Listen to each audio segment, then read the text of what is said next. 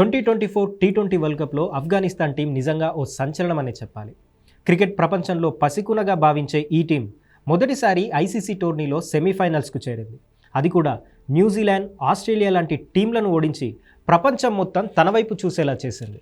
International cricket కౌన్సిల్లో పూర్తిస్థాయి మెంబర్గా మారిన 7 ఏళ్లలోనే ఈ స్థాయికి చేరింది. ఓ సరికొత్త చరిత్రకు నాంది పలికింది. నిజానికి ఇంటర్నేషనల్ క్రికెట్ కౌన్సిల్లో పర్మనెంట్ మెంబర్గా స్థానం సంపాదించడమే ఆఫ్ఘనిస్తాన్ టీంకు మొదటి విజయం. ఎందుకంటే ఆ దేశం తాలిబాన్ల కంట్రోల్లో ఉంది. వాళ్లకు క్రికెట్ పెద్దగా నచ్చదు, సపోర్ట్ కూడా చేయరు. వాళ్ళ వే ఆఫ్ రూలింగ్ ఎలా ఉంటుందో ప్రపంచం మొత్తం తెలుసు. అలాంటి తాలిబాన్ ప్రభుత్వాన్ని ఒప్పించి ఆ టీం ఈ స్థాయికి రావడం నిజంగా ఒప్పుకోదగ్గ విషయం. అయితే ఈ టీం ఇక్కడి దాకా రావడం వెనుక ఇండియా పాత్ర చాలా కీలకంగా ఉంది. ఎస్, అండర్ డాగ్స్గా ఉన్న ఆఫ్ఘనిస్తాన్ జట్టు ఈ స్థాయికి ఎదగడం వెనుక బీసీసీఐ చాలా కీ రోల్ ప్లే చేసింది. ఆఫ్ఘనిస్తాన్లోని ఆర్థిక పరిస్థితులు, సదుపాయాల కొరత కారణంగా ఆ దేశానికి అంతర్జాతీయ స్థాయిలో మ్యాచ్లకు ఆతిథ్యం కల్పించే అవకాశం లేకుండా పోయింది. అలాంటి సమయంలో బీసీసీఐ ఆఫ్ఘాన్ బోర్డుకు పెద్దనగా అభయహస్తం అందించింది. గ్రేటర్ నోయిడాలో ఉన్న షాహిద్ విజయ్ సింగ్ స్పోర్ట్స్ కాంప్లెక్స్ను తన హోమ్ గ్రౌండ్గా వాడుకునేందుకు 2015లో బీసీసీఐ అనుమతి ఇచ్చింది. ఆఫ్ఘనిస్తాన్ క్రికెట్ టీం తలరాతను మార్చేసిన నిర్ణయం ఇది. ఇండియా ఇచ్చిన ఈ పుషప్తో 2017లో ఆఫ్ఘనిస్తాన్ గ్రేటర్ నోయిడా వేదికగా ఐర్లాండ్తో ఇంటర్నేషనల్ మ్యాచ్ ఆడింది. బంగ్లాదేశ్తో టీ20 సిరీస్లోనూ పాల్గొంది.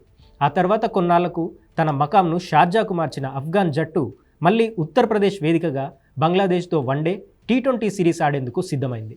ఇలా సౌకర్యాల లేమితో కొట్టుమిట్టాడుతున్న ఆఫ్ఘనిస్తాన్ క్రికెట్ జట్టును బీసీసీఐ ఆదుకుంది. అంతర్జాతీయ వేదిక కల్పించి వారిని ప్రోత్సహించింది. ఇక ఆఫ్ఘాన్ టీంకు క్రికెట్లో ఓనమాలు నేర్పింది కూడా ఇండియన్ మాజీ క్రికెటర్లే.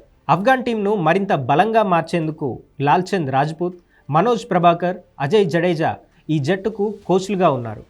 వన్డే వరల్డ్ కప్ 2023 సమయంలో అజయ్ జడేజా ఆఫ్ఘాన్కు మెంటర్గా ఉండి ముందుకు నడిపించాడు. ఆ మ్యాచ్లో ప్రపంచం అంచనాలకు మించి ఆఫ్ఘాన్ టీం చెలరేగిపోయింది. అంతేకాదు, మొట్టమొదటిసారి పాకిస్తాన్పై వన్డేలో విజయం సాధించి చరిత్ర సృష్టించింది. భారత్, ఆఫ్ఘనిస్తాన్ మధ్య మంచి సంబంధాలే ఉన్నాయి. ఆ దేశ పార్లమెంట్ భవనం నిర్మాణం విషయంలోనూ భారత్ ఆర్థిక సహాయం చేసింది. ఇక ప్రపంచంలోనే సంపన్న బోర్డు అయిన బీసీసీఐ గతంలో ఆ దేశ అధ్యక్షుడు అష్రఫ్ ఘనీని ఇండియాకు ఆహ్వానించింది. బెంగళూరు వేదికగా టీమిండియాతో ఆఫ్ఘాన్ తొలి టెస్ట్ మ్యాచ్ ఆడుతున్న వేళ మ్యాచ్ను వీక్షించేందుకు స్వాగతం పలికింది. ఇరు దేశాల అనుబంధం, క్రికెట్ జట్ల మధ్య బంధాన్ని బలోపేతం చేసేందుకు ఇలాంటి నిర్ణయం తీసుకుంది. ఇండియా ఇచ్చిన ఈ సహాయం ఆఫ్ఘనిస్తాన్ గుర్తుంచుకుంటుందా లేదా అన్న విషయం పక్కన పెడితే ఇవాళ ఆ టీం ఈ స్థాయిలో ఉండటం వెనుక భారత్ పాత్ర చాలా కీలకం.